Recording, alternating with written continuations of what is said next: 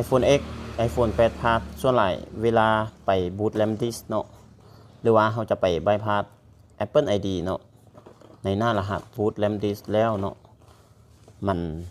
เปิดดับหรือว่าติดดับแบบนี้เนาะวิธีในการไปแก้เบื้องต้นเนาะเราก็ส่วนหลายถ้าเราไปแฟตอยู่ในโปรแกรม iTunes เนาะส่วนหลายมันจะ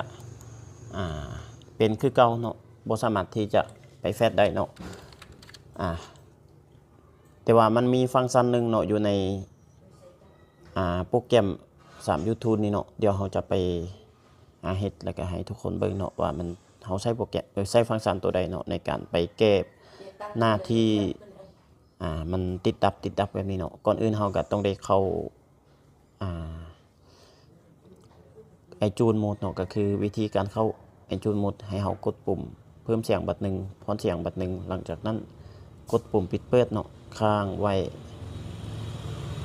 จนกว่าเครื่องมันจะดับแล้วก็ทำการเปิด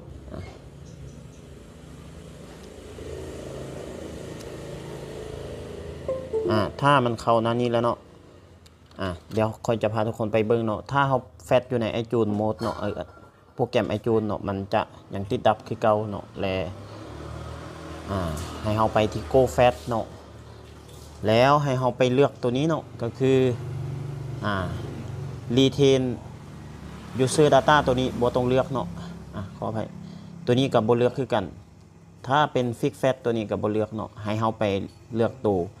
Anti Recovery Flash Mode เนาะตัวนี้กดติ๊กตัวนี้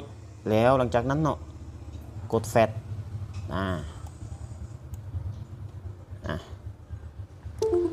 หลังจากนั้นทำการรอเนาะจนกว่าเครื่องมันจะแฟตสำเร็จเนาะคลิปนี้ฝากไว้เท่านี้เนาะเดี๋ยวเจอกันคลิปต่อไป